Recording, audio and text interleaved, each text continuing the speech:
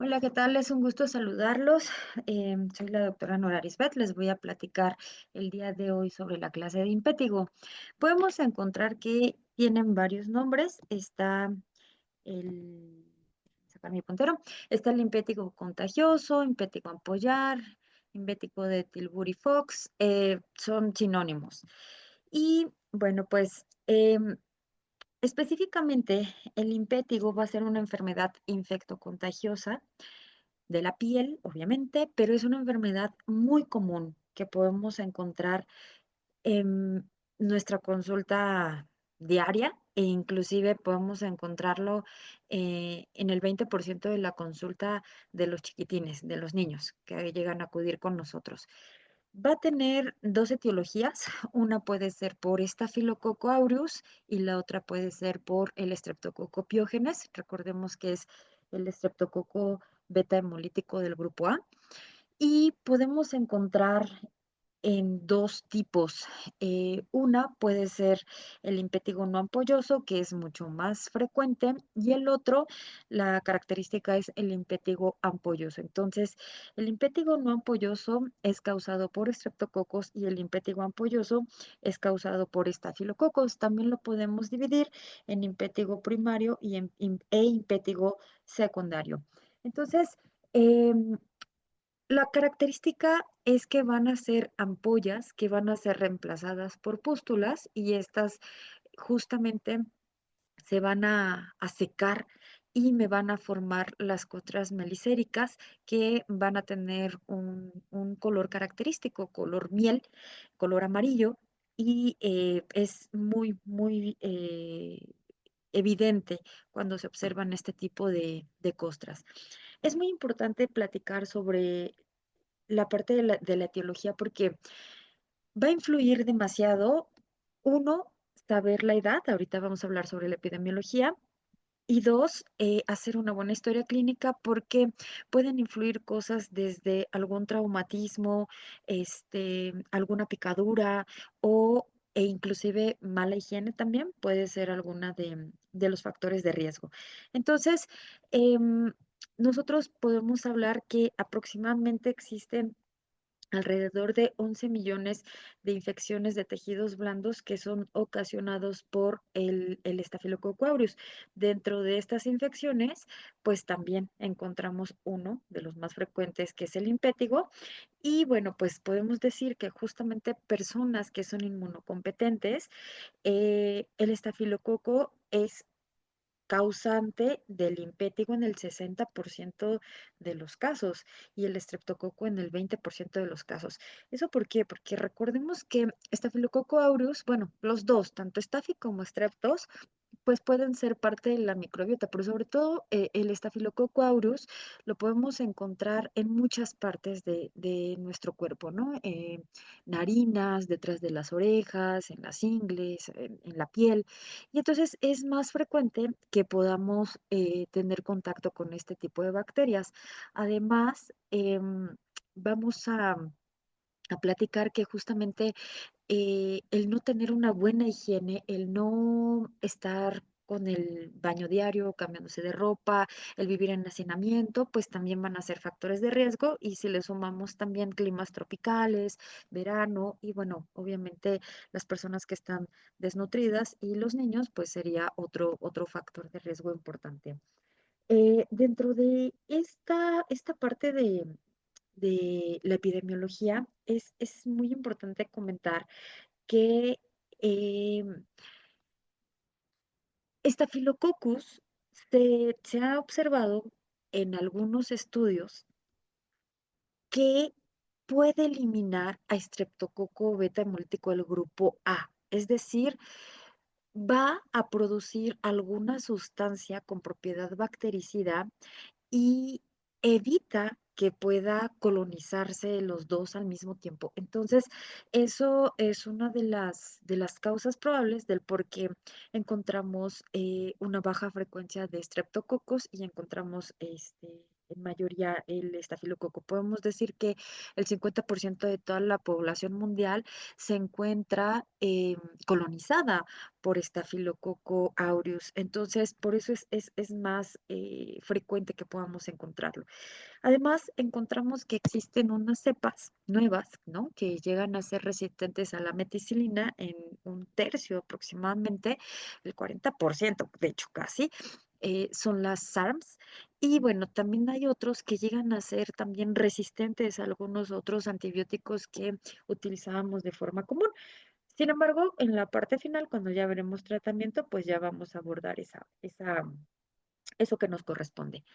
Entonces, bueno, hablando específicamente sobre la fisiopatogenia, pues recordemos que la epidermis está compuesta justamente por 5 estratos, que si hablamos desde la parte más profunda hacia la parte más superficial, pues está el estrato basal, espinoso, granuloso, lúcido y córneo. Y específicamente en el estrato basal, pues vamos a encontrar eh, unos queratinocitos. Y estas células de queratinocitos van a ir migrando justamente de forma ascendente hacia otros estratos hasta que, bueno, van a desaparecer por completo y se van a ir descamando. Pero entonces, bueno, ¿qué es lo que encontramos acá? Pues vamos a encontrar que entre ellos van a darse uniones que se les conocen como desmosomas. Y estos van a ser proteínas que van a ayudar a que se dé, pues, las uniones intercelulares, la forma del citoesqueleto y que sean fuertes porque si se llegan a abrir estas uniones, entonces nos pueden provocar, obviamente, que la piel no sea tan fuerte y que no sea una barrera, sino que nos van a formar o nos va a producir la formación de ampollas.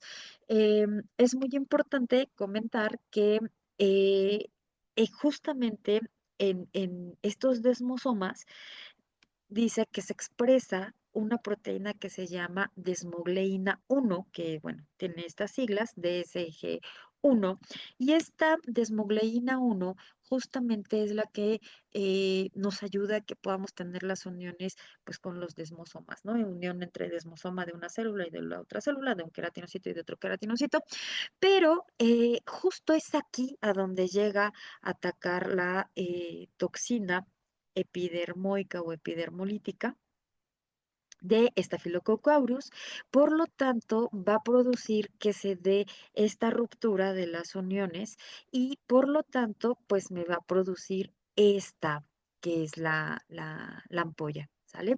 Entonces, al producirse la ampolla, lo que les decía, pues realmente la piel ya no va a seguir teniendo esta estructura bonita, sino que me va a permitir que, bueno, aquí se llene de un contenido líquido y que a su vez, pues esas ampollas revienten y me dé toda la fisiopatología, ¿no? Entonces, es muy importante comentar justamente que, eh, ¿qué pasa en los niños? En lactantes se ha visto que por falta de anticuerpos, porque sabemos que su sistema inmune no está completamente maduro, no pueden neutralizar la toxina exfoliativa del estafilococos y por lo tanto me va a producir en ellos una mayor extensión en cuanto a la presentación de la enfermedad. Entonces, vamos a ver que no solamente está localizada en una sola zona, sino que puede haber una extensión tan importante como la enfermedad de Ritter y que también se le conoce como de la piel escaldada, en donde pareciera que el chiquitín tiene o tuvo una quemadura, ¿no? Muy extensa, pero más bien es justamente por esta causa. Recordemos que el estafilococos también sintetiza pues dos tipos de toxinas exfoliativa, la A y la B. La A pues está más relacionada con el limpético, que nada más se observa en una sola zona, y la B, aquellas que llegan a soltar esta toxina, pues vamos a tener una mayor área donde se esté presentando. ¿Vale? Entonces, bueno, la otra que veíamos, la otra clasificación que estaba al inicio es justamente el limpético primario y el limpético secundario. ¿A qué se refiere? Es como cuando hablamos de las lesiones primarias y secundarias. El linfático primario justamente se va a producir cuando la piel está completamente sana, donde no hay lesiones, y el linfático secundario se va a producir cuando la piel ya está dañada y tiene alguna lesión por ejemplo, secundario a una picadura de insectos, eczema, sarna, brotes por herpes, y bueno, aparece una infección añadida que justamente es el impétigo. Entonces, cuando hablamos de este cuadro clínico del impétigo primario, eh, principalmente vamos a observar que se localiza tanto en la boca, alrededor de la boca, los fosas nasales, en los pabellones auriculares, en los ojos, localizado específicamente en zonas expuestas, ¿no? En zonas de la cara principalmente. Tenemos otro que es en niños, en chiquitos, menos de 2 años, vamos a encontrar que predomina en el periné, en la región periumbilical, y también puede haber un impétigo diseminado justamente por todo lo que les había comentado anteriormente. ¿Qué es lo que va a pasar o cómo va a iniciar la lesión? Pues va a iniciar con una ampolla, que es una ampolla de contenido claro, que es pequeña, de 0,5 a 2 centímetros, tiene un halo eritematoso y posteriormente se va a convertir en una pústula, se rompe, me da un exudado seroso y me puede quedar esta parte que se seca, ¿no? Esta costras melicéricas que son características de. ¿Qué es lo que va a pasar con estas lesiones? Pues son de evolución aguda, solamente van a atacar a la epidermis, por lo tanto, no van a dejar cicatrización en- de forma a largo plazo. Es decir, más bien, sí va a haber una cicatrización, pero no va a dejar una cicatriz, perdón, a largo plazo. ¿Por qué? Porque solamente nos estamos, les comentaba en la parte de la epidermis, en la parte más superficial. Y estas, al ser de evolución pues aguda, van a curar de forma espontánea de 2 a 3 semanas aproximadamente, pero me van a dejar, una vez que se van a ir curando, me van a dejar una piel como erosionada, como si fuera una quemadura, y después una mancha que va a ser de color rosita, rosado, y la cual pues va a curar y se va a eliminar, ¿no? O sea, como si nada hubiera pasado, como si no hubiera habido alguna lesión ahí. Otro ejemplo que podemos tener son unas vesículas ampollosas, que principalmente estas van a predominar tanto en la cara como en las extremidades, y muchas veces son por autoinoculación, ya que se están tocando y se están tocando otras partes del cuerpo, y pues pueden aparecer de forma anular o de forma circinadas. Y bueno, este es el famoso impétigo diseminado, que va a tener exactamente la misma evolución que les comenté anteriormente. También están acá otro ejemplo de un impétigo pues pulgar primitivo, un impétigo ampollar o otras melicéricas. Y bueno, cuando hablamos ya específicamente de un impétigo secundario, también se le conoce como impetiginización. Y por ejemplo, podemos ver aquí cómo se encuentra una lesión por hongos, por tiñas, y también tiene una lesión de impétigo, ¿no? Una secundaria a la primera, o en este que también podemos ver que tienen unas lesiones que se observan en forma de carbunco, negras, pero a su vez también podemos ver que pues ahí hay unas ampollas que tienen costras melicéricas. Entonces este sería el impétigo secundario. También puede aparecer en cualquier parte del cuerpo y normalmente aparecen con lo mismo, un eritema, ampollas, pústulas y las costras. Y bueno, casi siempre, dice, se asienta sobre una dermatosis pruriginosa previa, empiezan a dar ahí un poquito de prurito y luego ya empiezan las características de estas. Existen otras clasificaciones, estas clasificaciones que justamente em, pues las nombran algunos autores, y y por ejemplo Arenas, el doctor Arenas comenta que em, dan como detalles en cuanto a la morfología de cómo se llegan a presentar, en cuanto a la forma, en cuanto a la localización, eh, pero comenta que no es muy práctica esta clasificación porque no todas o no podemos englobar a todas las lesiones en estas. O sea, algunas no entran dentro del cuadro y entonces pues no es como muy práctico. Entonces, la clasificación, como les había comentado en un inicio, podemos clasificarla primaria, secundaria y apoyar, que sería estafilocócica, y costrosa, que sería estreptocócica. Entonces, nos quedaríamos nada más con esa clasificación. Es como más fácil de poderla ubicar. En cuanto al impétigo ampollar, que les decía que es por estafilococos, también se le conoce así, impétigo estafilocócico, perdón, verdadero o impétigo flictenular. eh, Vamos a encontrar que puede haber justamente una lesión inicial que es una ampolla y esta normalmente se puede observar eh, en los pliegues se encuentra la lesión circinada, es decir, que tiene esta forma de anillo. No me va a dar linfadenopatías, sí puede afectar las palmas y las plantas, si se llega a dar o infectar en las primeras 2 semanas de vida, se les llama pénfigo neonatal y normalmente vamos a encontrar que estas lesiones aparecen en la niñez. El otro, que es el impétigo costroso y el impétigo no apoyar, y que es el impétigo causado justamente por el estreptococo piógenes, pues vamos a ver que rara vez se llega a manifestar en niños menores de 2 años, normalmente es en niños más grandes o en adultos, eh, es mucho más frecuente que el anterior, pero en cuanto a frecuencia, también debemos de tomar en cuenta la edad, ¿sale? Porque si hablamos de unos niños más pequeños, pues es más probable que encontremos el otro tipo de impétigo, que es el ampolloso. Pero si hablamos ya de adultos, entonces es más frecuente que justamente encontremos este tipo de impétigo. Fíjense que las lesiones se van a distribuir de forma centrífuga, es decir, del centro hacia la parte de la periferia y pues puede haber fiebre, puede haber malestar general, puede haber adenopatías regionales, ya que es diferente, o es la forma en cómo podemos diferenciar uno del otro.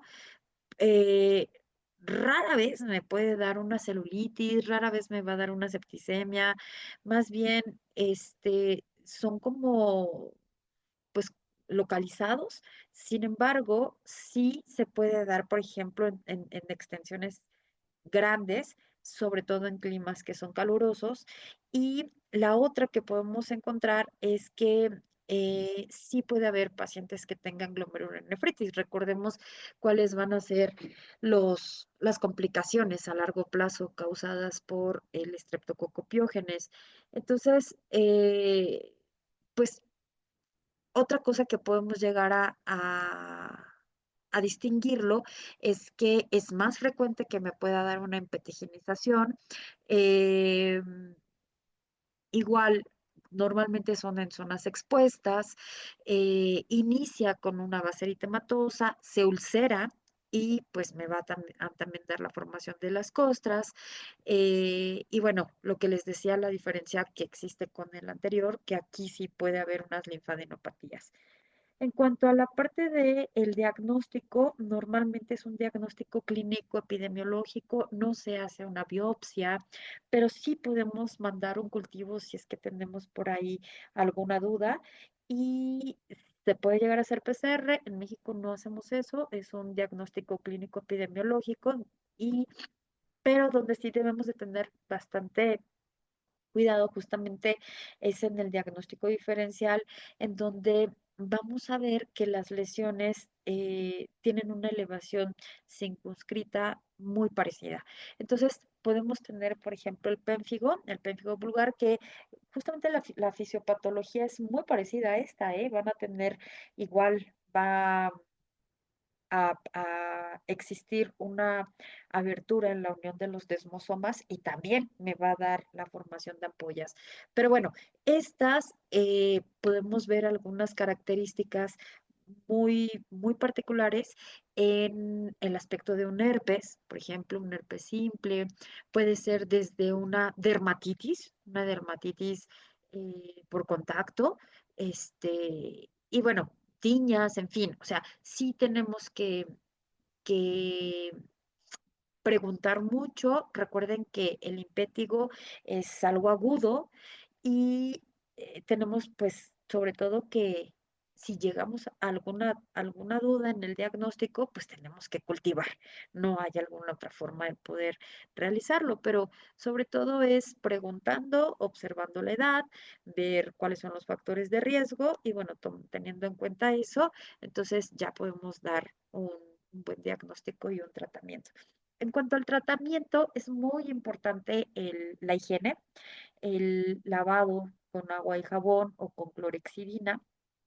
Tiene que ser diario, 2 veces al día. Existe un tratamiento tópico en cuanto a los antibióticos. Ya les había comentado en una diapositiva anterior que existen algunas cepas que ya son resistentes a algunos tipos de estos antibióticos que se pueden utilizar.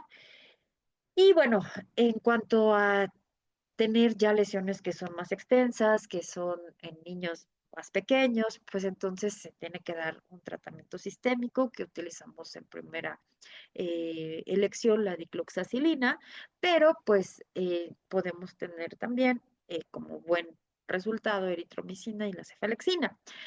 Y aquellas cepas que llegan a ser Staphylococcus aureus resistentes a meticilina, entonces preferimos utilizar el trimethoprim con sulfametoxazol en combinación con algún otro antibiótico como rifampicina o clindamicina o doxiciclina. Sin embargo, también podemos utilizar vancomicina.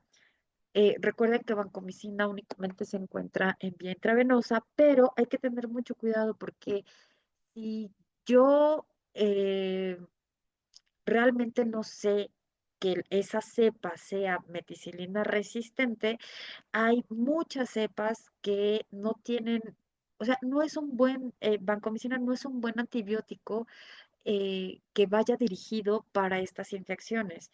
Entonces, se les dan a las cepas que son resistentes a meticilina, pero de primera elección no daríamos vancomicina, tenemos otros antibióticos que me pueden dar mejor resultado, ¿sale? Y bueno, em, es muy importante únicamente recordar la parte de la clasificación, la parte de cómo hacer el diagnóstico diferencial justamente con estas patologías. Y bueno, pues cualquier duda, con gusto pueden preguntarme. Gracias.